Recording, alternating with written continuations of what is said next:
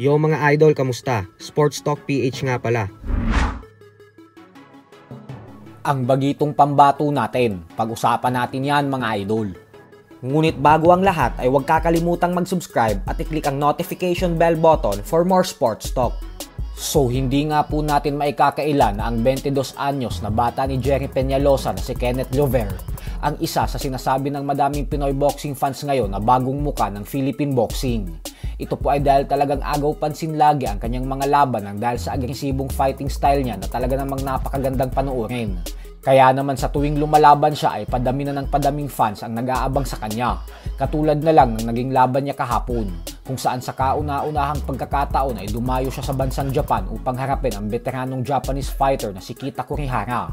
At dito nga po ay muli na namang ipinamalas ni Glover ang kanyang tibay sa ibabaw ng lona matapos niyang talunin via first round technical knockout ang hapon, na siyang dahilan kung bakit nasungkit niya ang OPBF Bantamweight belt. Sa kasalukuyan ay may napakalinis na undefeated record si Glover na 14 wins with 9 knockouts at walang talo.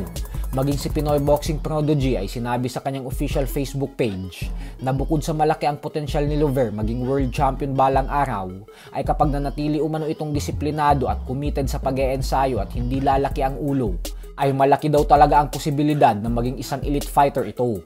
Lalo pat na kay Glover na daw talaga ang lahat, katulad ng lakas, bilis, tapang, karisma at mataas na boxing IQ. Habang si Glover naman ay lakas loob ding sinabi kahapon sa kanyang post-fight interview na handa siyang labanan ang kahit na sinong kampyon sa 118-pound bantamweight division. Pero ang pinakagusto niya daw talagang makasagupa ay ang current WBC bantamweight world champion Junto Nakatani. Sa lahat ng sino available na champion dito sa Japan, I will fight. PO, WBC, and WBA. Yeah. Junto Nakatani. Subalit ayon nga po sa mga Pinoy fans, ay wag daw munang magmamadali si Glover na labanan ng isang top 10 pound for pound fighter na katulad kay Nakatani.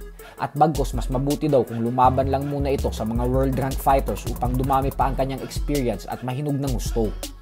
Sa kabilang banda naman mga idol ay nagsalita na din nga po ang isa pa nating pambato na si WBO Super Featherweight top contender Charlie Suarez patungkol sa kanyang nalalapit na world title fight kontra sa WBO Super Featherweight World Champion Emmanuel Navarrete. Sa lahat po na nagtatanong na laban ko against Emmanuel Navarrete, confirm na po na matuloy ngayong May 10 sa San Diego, California. Sa lahat ng mga Pilipino nandyan, mga supporters, nood ko kayo. Nag-event po tayo sa laban natin ngayong May 10. Tapos lang ang conference namin.